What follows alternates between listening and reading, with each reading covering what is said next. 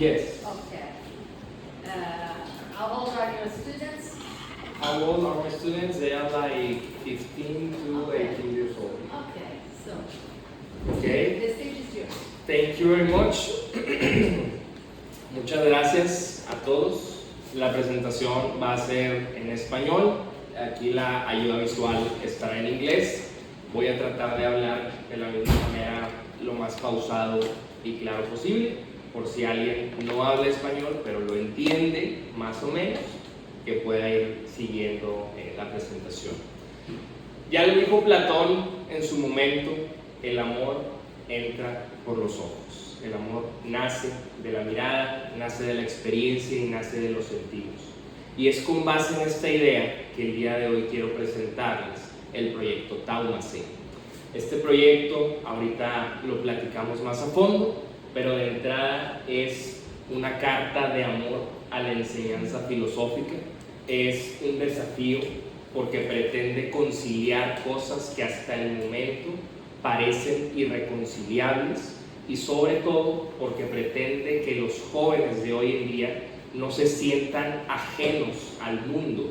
¿Qué significa esto? Ellos viven en un mundo tecnológico y la enseñanza, no solamente filosófica, sino tradicional en las escuelas de educación pregrado, tiende a ser muy tradicionalista, tiende a ser muy del siglo pasado, tiende a no adecuarse al mundo que viven hoy los jóvenes, y por eso Taumacén pretende acercarnos al mundo de hoy, al mundo real. Y este proyecto se presenta como filosofía inmersiva para adolescentes. Brevemente les platico: yo trabajo en la Universidad de Monterrey, en la preparatoria de la Universidad de Monterrey. Ahí soy profesor de principalmente materias del apartado de ciencias sociales, de política, principalmente política e historia, a veces psicología, a veces filosofía, pero no renuncio al amor por la filosofía, y este proyecto así se presenta, como un proyecto extracurricular para los jóvenes, pero de un valor trascendente sumamente profundo. Primero hay que clarificar qué es Taumacén. Taumacén es la palabra griega para asombro. Platón la describe en su diálogo del Teeteto y nos dice que del asombro nace la filosofía, del asombro nace el conocimiento, porque nadie va a querer indagar más en algo que no le interese, en algo que no le llame la atención. Es por eso que el asombro es el paso número uno. Pero asombrarse no es solamente, vamos a decirlo así, algo que sucede. Es de hecho una habilidad, una cualidad con la que o bien se nace y se sigue perpetuando, o se adquiere con el tiempo y se puede incluso, vamos a decirlo así, entrenar. Uno puede no ser alguien que se asombre muy seguido, pero con el debido entrenamiento, vamos a decirlo así, con la debida práctica, esa persona puede volverse alguien que se asombre mucho, alguien curioso, alguien que descubra la belleza del mundo en cada una de las cosas que se le presentan, no solo en lo más evidente. Por otro lado, el asombro siempre se da en una conexión directa con los sentidos, con la experiencia. Es importante destacar que la idea de que el asombro existe únicamente en la razón, porque es ahí donde se entiende y se desmenuza o se desenreda, es errónea, porque el asombro parte de una experiencia sensible y de la interpretación racional de esa experiencia. Entonces los sentidos juegan un papel clave. No necesito asombrarme únicamente del imperativo categórico de la ley moral en mi corazón. Ya lo dijo Kant, me asombran dos cosas: uno, la ley moral en mi corazón, y dos, un cielo estrellado, ¿sí? La experiencia sensible, lo de afuera. Y este asombro nos lleva inevitablemente al amor. Por eso empecé romántico, por eso nos pusimos románticos, porque ¿qué acaso no es esa la tarea del filósofo? Amar. ¿Qué acaso no somos nosotros no sabios, sino amantes del conocimiento, amigos? El amor es el punto final, porque el amor equivale al conocimiento. Dice una frase: nadie ama lo que no conoce, y nadie conoce lo que no le asombra.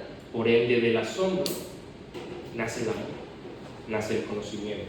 Es así que, bajo este hilo teórico, Taumacein surge como una idea. Si el asombro es la característica principal para conocer y para amar, vamos a hacer entonces que, como decía, jóvenes adolescentes de los 14, 15 a 18 años adquieran la herramienta más importante de su vida: asombrarse, la capacidad de asombro, si es que no la tienen ya.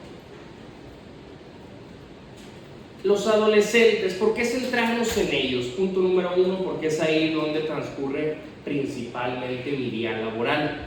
También doy clases en una universidad llamada la Universidad de la Arquidiócesis de Monterrey, pero allá son universitarios y el enfoque pedagógico es totalmente diferente. Pero en la preparatoria de la Universidad de Monterrey puedo convivir con adolescentes y puedo darme cuenta de varias cosas. Número 1, el adolescente de hoy retiene cada vez menos. ¿En qué sentido? En que al adolescente de hoy le sirve cada vez menos tenerme a mí hablando 45, 50 minutos seguidos, y le sirve cada vez más ser revolucionario. En la mañana leí más bien una frase de alguien que está aquí presente, el profesor Rubén. En su presentación citaba a Noam Chomsky, que dice: un estudiante en el aula saca su celular. ¿Cómo evitarlo? 1, prohibir celulares. 2, hacer interesante la clase.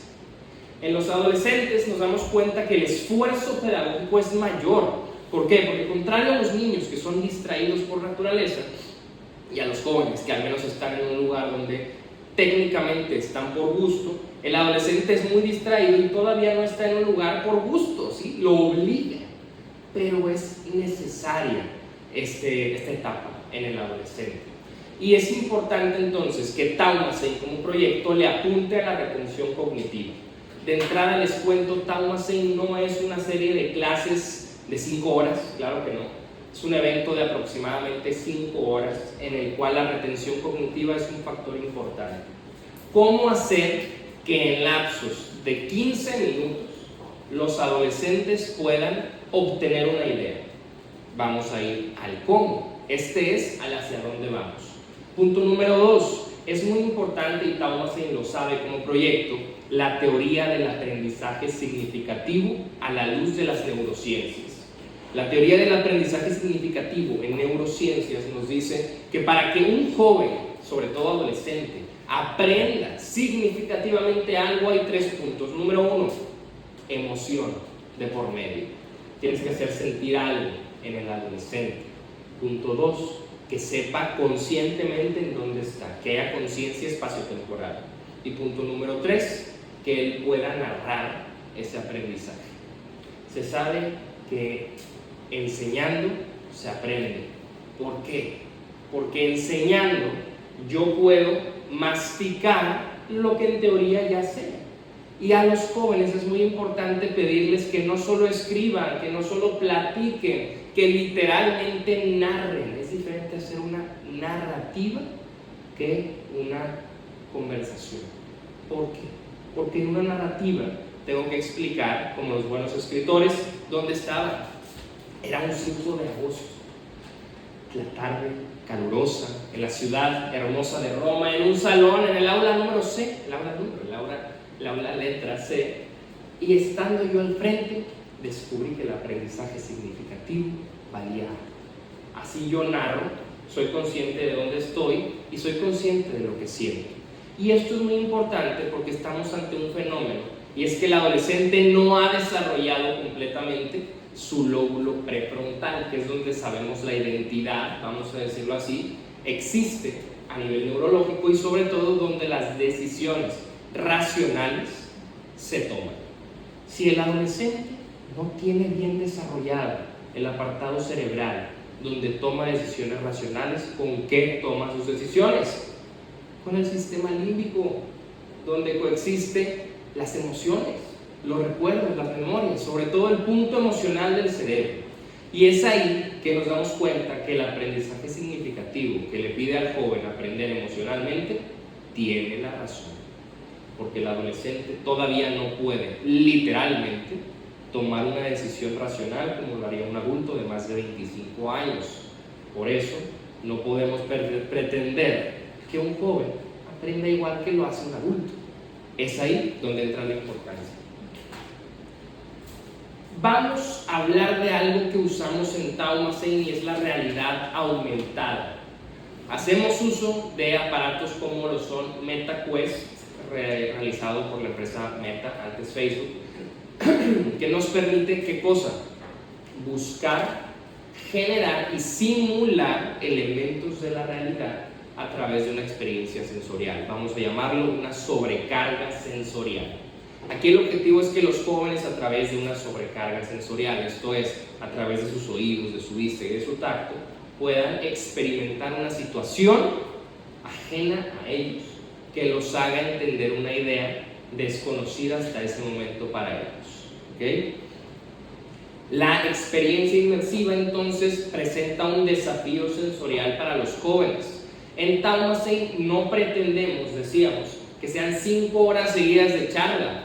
Hay charla, a la antigua, a lo tradicional. ¿Por qué? Porque la dialéctica es filosofía y así es como damos a entender un punto clave.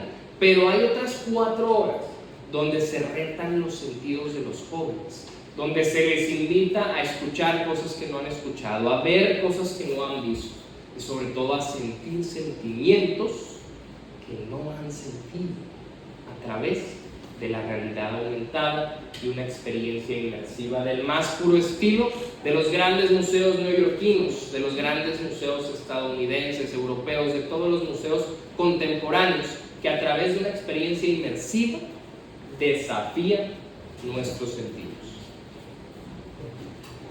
Taumacein, ya hablando en sentido práctico, funciona bajo 3 pilares.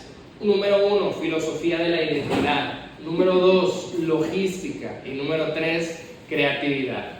¿Cómo es la filosofía de la identidad? Vamos a la siguiente, por favor. Son 3 preguntas que todos aquí conocemos y 3 preguntas que tienen un nombre por una razón. Preguntas fundamentales de la filosofía. ¿Quién soy? ¿De dónde vengo? ¿Y a dónde voy? La estructura teórica de Taumacein se encuentra detrás de estas 3 preguntas. El quién soy no es otra cosa que la identidad actual construida, ¿sí? Es el entender quién soy desde mi perspectiva, es entender cómo me defino a mí mismo y cómo me definen los demás. Sabemos que es una pregunta sencilla, pero en el adolescente es una epifanía, es una revelación increíble, porque sabemos que el adolescente está generando su identidad y como no sabe quién es, cualquiera le puede decir quién es. Si sus papás le dicen que es un joven torpe porque reprobó matemáticas, él lo va a hacer. Si sus papás le dicen que es inteligente porque sacó 100 en todas las materias, se lo va a creer y va a depender su identidad de sacar 100. Entonces es una pregunta desafiante. Número 2, ¿de dónde vengo? La identidad histórica y un recuento de las narrativas. Entender que hoy soy, como decía Jean-Paul Sartre, somos lo que hacemos con lo que han hecho de nosotros. Entender que mi pasado no es mi culpa, pero mi futuro es mi responsabilidad. Y el where I'm going, a dónde vamos, la identidad futura, la proyección de la identidad futura unida a la libertad. Criar y crear. Jóvenes responsables en un mundo donde la identidad se basa en una libertad sin límites es un reto. Y tenemos que decirlo que la libertad encauzada a la identidad y al desarrollo del mismo es exitosa. No en un sentido económico, sino en un sentido intrapersonal. Este es el esqueleto teórico que se une a la parte logística. Nos preocupamos por hacer que el evento sea llamativo y sobre todo de la parte creativa. Actualmente Taumacein está siendo coordinado por 3 adolescentes, hay que decirlo como es, de 16, 17 y 17 años. Uno de ellos era, en México esto se le llama graffiti, no sé si conozcamos este término de graffiti, rayar las paredes en las calles. Uno de estos jóvenes hacía graffiti y fue rescatado, vamos a decirlo así, de un tipo de crimen, de vandalismo, para ser orientado hacia una beca de arte. Y actualmente él coordina la parte creativa. Anteriormente, Taumasin lo coordinó una estudiante que hoy en día estudia diseño de modas a nivel universitario, pero que ella a sus 17 años generó un shotlist, generó y produjo y dirigió y grabó y actuó en un tráiler de película para promover el evento entre sus compañeros. La creatividad es el punto más grande que tiene el ser humano porque solo está limitada por su imaginación. Entonces, estos puntos son los que hacen de Taumasin, Taumasin. Ya casi por último tenemos esta frase de Jaron Lanier, que sabemos es uno de los padres de la realidad virtual. De hecho, él aparece en un documental de Netflix llamado El dilema de las redes sociales. Ahí él habla sobre los peligros y él nos dice que la realidad virtual es una metáfora que nos invita a cuestionar y explorar la naturaleza de la realidad misma. Nos empuja a reconocer nuestra percepción del mundo y que es un constructo y que la realidad puede ser tan flexible como la imaginación lo permite. La realidad virtual. Entonces desafía al joven a entender su mundo y a crear su mundo propio. Tengo aquí una frase ya para cerrar antes de ponerles un pequeño video de 1 minuto. Esta frase es de Nicanor Parra, un poeta latino, que dice que para los antiguos la poesía era un lujo, pero para nosotros es una necesidad básica. Yo la cambio, la adapto. Para los antiguos la filosofía era un lujo, para nosotros es una necesidad básica. ¿Por qué? Porque estamos en un mundo que, como decíamos, está regresando a lo tradicional. Estamos en el desafío de la inteligencia artificial. Los últimos 50 años han sido los años que más ha evolucionado y ha crecido la tecnología, históricamente hablando, en los últimos 50 años. Lo que se viene es un desafío extremadamente y desconocido. Y quiero cerrar con un pequeño video en el cual se muestra un poco de... Se muestra lo que fue el evento. Este se me está pasando.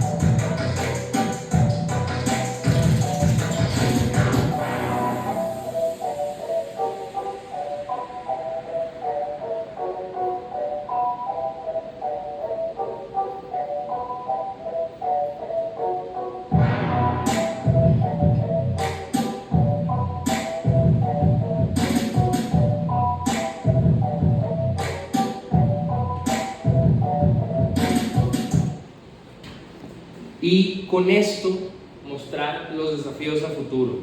Ajustarnos cada año a lo que realidad virtual signifique, porque sabemos que hace 5 años no era lo mismo que hoy y hoy no será lo mismo que en 5 años. Encontrar nuevas necesidades y retos en el aprendizaje de la juventud de hoy y más bien incrementar la reconciliación filosófica con la tecnología y sus avances, reconciliar la experiencia filosófica con los avances tecnológicos. Estos son los retos. Vimos en el video, son adolescentes haciendo cosas de adolescentes para adolescentes, pero con una guía y un enfoque totalmente orientado a su aprendizaje y su introspección.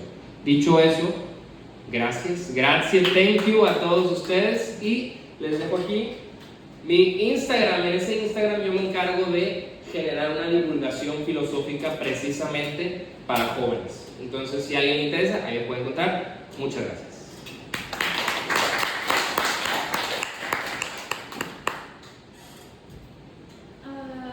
So we have time for a question, which is very interesting, your experience. But I just want to ask you,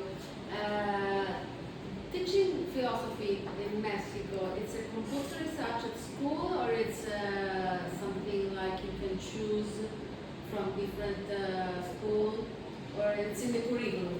Right now in Mexico, specifically in our school, it's kind of an obligatory subject. Years ago, it was a subject like entirely philosophy. You know, it was Pensamiento del Hombre. That's the name of the subject. But right now, it's complementing with the new program. It's kind of more general. It's not philosophy like specifically. Yeah. I So will- humanities, social Yes. science. And it's curious because the optatives, the subjects that the students can like select, there's one that is called humanities, but it's social sciences. It's called humanities, but it's política global, you know? So it's not philosophy like that, but we are trying, specifically in the Universidad de Monterrey, with a lot of effort in the extracurricular, yeah, like not obligatory, but we have also, I would say that in Spanish, un concurso de ensayo filosófico organizado justo por el maestro aquí, Rubén. Tenemos también Taumacen, organizado por un servidor, y hay muchos esfuerzos que se hacen para recuperar la filosofía cada vez más. Okay, and do you have a national curriculum, or each teacher or the school decided what to teach in as philosophy? The school decided, but the teachers in the academy, they have the opportunity to talk about the content, and they can, in certain moment, change it. But all is like talk before, you know, Okay. So you colegiado, have to consensuado. decide together what to teach and how. Yes. And how many lessons do you have per week during the In my subjects, the política global, I Uh-huh. have three. Three? 3 hours per week? Yes, and I have several groups, but it's 3 per week, and there are other subjects that they have just 2. Yes. Tú eres también de los 20. Sí, Y cuando dijiste que la arquidiócesis de Monterrey, ¿ese es un evento que organiza la arquidiócesis? no, en la arquidiócesis tiene su propia universidad. Ahí yo doy clases en la licenciatura de psicología, pero son materias de filosofía. Pero todo esto que platico se hace exclusivamente actualmente en la Universidad de Monterrey. Lleva un par de años, pero cada vez se trabaja para que sea más grande. Las preparatorias tienen diferentes campus, entonces en el que lo hacemos es en el campus, se llama de Obispado, pero se está extendiendo para que cada vez sean más los campus, ¿verdad? So just to check if we want can go through the other presentation, is it one where right here? And Janine Babezieux, are you? Okay.